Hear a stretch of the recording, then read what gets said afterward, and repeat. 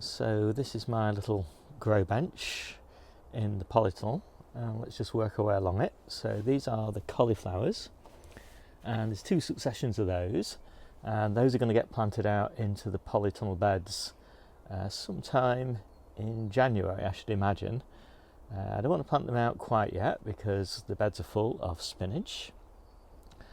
Then these are baby Brussels sprout plants, and those are going to get planted out under a low tunnel, and those are going to be for harvest in May.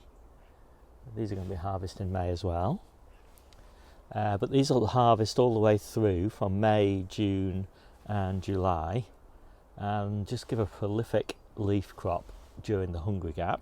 Next up are my successions of Cabbage, and I've got one other succession in the ground. So the ones in the ground should be ready sort of early May. These are late April. These are kind of mid-May. These are going to be in June. And so that's the way it goes, and then obviously we'll have more in July, and then we'll probably skip midsummer and we'll have some for autumn. And we've got some spring cabbages there. We've got loads of spring cabbages outside, and the reason I've got more here is just because these are going where the parsnips were, and we've just finished harvesting the parsnips, so I'll probably stick those out in January. And I've just brought some lettuces from home which are ready for planting out, and some beetroot again ready for planting out. And there's the next little sickly looking kind of succession of Cabbage, and I think there's 5 Cabbage there, and the rest are little Brussels sprout plants, and they don't look very healthy, but they'll pick up no problem. But I don't think I'm going to need them now because the ones I did earlier are looking so good. And the six carrot containers, they're all looking pretty good. I don't generally thin them until February, and as you can see there's multiple successions here, just because I have to wait really to see whether the slugs get any more of them. There's a few in here, for example, that the slugs have had, but to be honest there's plenty of carrots in there, so I'm not so worried. And there's the other 3, and again they're all looking great. And then these are the carrots that we'll be eating in April. So these carrots here, these are the ones for May, so they're for May, and then these 2 really are for June.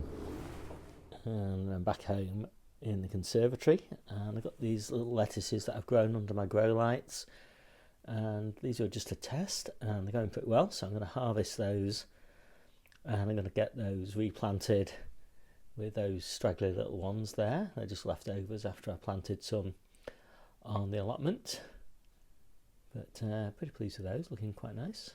So I'll just show you the progress on some of my youngest seedlings. So these are about 3 weeks old now, so we've got some nice little winter densities coming along for harvest in spring. My youngest Cabbage Marathon, again those are going to be for harvest in late May, early June. And then we've got some nice little lettuces coming along, and so we'll be harvesting those next week. They're looking really nice. Got my first early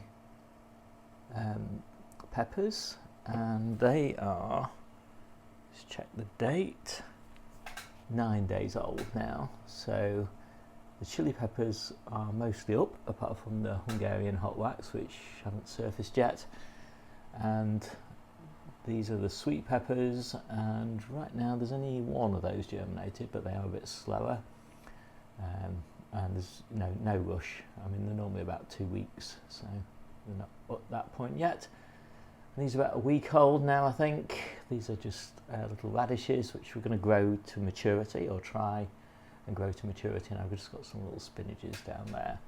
So that is most of it, apart from lettuces in the conservatory. So these now are a month old, and they'll be ready for harvest in about 7 days time, and I'll just be using these as cut and come agains, and they're almost at the point now where they're ready for harvest, so quite pleased with them, looking really lovely.